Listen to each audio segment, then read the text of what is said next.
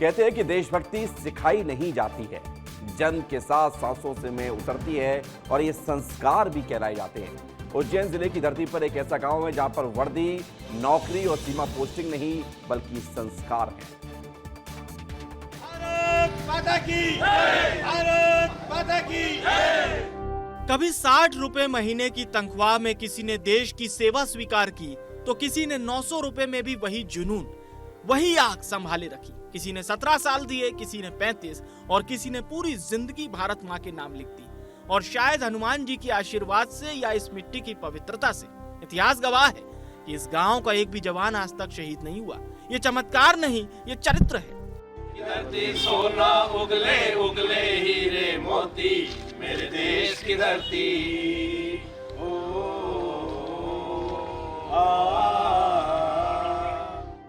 1965 हो या 1971, कारगिल की बर्फीली चोटियां हो या पुलवामा का दर्द, भारत चीन या भारत पाकिस्तान, हर युद्ध में कनासिया के बेटे सीमा पर खड़े मिले।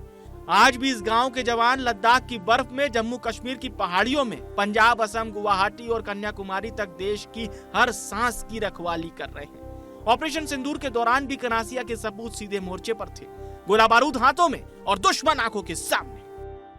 यहाँ पर देश की सेवा करने का जुनून भी है। ऐसा ही एक गांव है कनासिया गांव, जो तराना विधानसभा में लगता है। और ये तराना विधानसभा के ये जवान हैं जिन्होंने अपनी पूरी जवानी देश के लिए समर्पित की है। सर, एक तो फर्स्टली कारगिल में सर बहुत हमारे बेखूबी से हमारे सैनिकों ने बहुत बढ़ चढ़ के हिस्सा लिया है, वो हमने अपने आंखों से देखा हुआ है।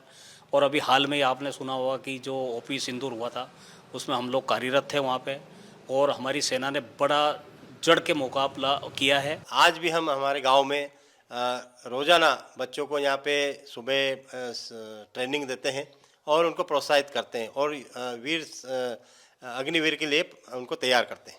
और सबको ट्रेनिंग भी बताया कि ऐसे कर एक्सरसाइज करो और सेना में ज़्यादा से ज़्यादा जाओ। सिविल नौकरी में कुछ नहीं, सेना में ही अच्छा है, अपना देश के लिए ही जीना है और देश के लिए ही मरना है।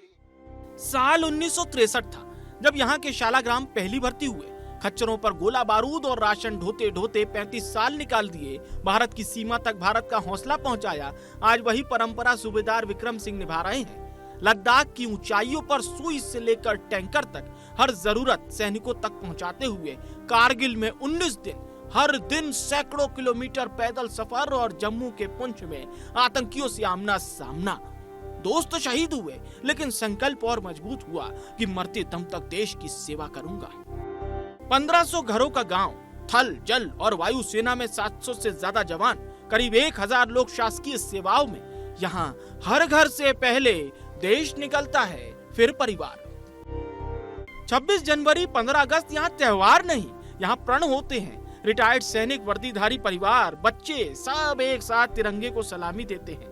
कनासिया सिर्फ एक गांव नहीं, ये भारत की जीवित रेजिमेंट है, जहां आज भी रिटायर्ड सैनिक कहते हैं अगर हुक्म मिले तो आज भी बंदूक उठाने को तैयार है, वो भी 24 घंटे 365 दिन। ये गांव सिखाता है कि देश सेवा उम्र नहीं देखती, तनख्वाह नहीं देखती।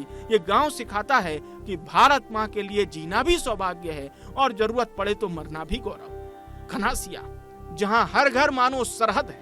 विस्तार न्यूज के लिए उज्जैन से संतोष कृष्णानी की रिपोर्ट।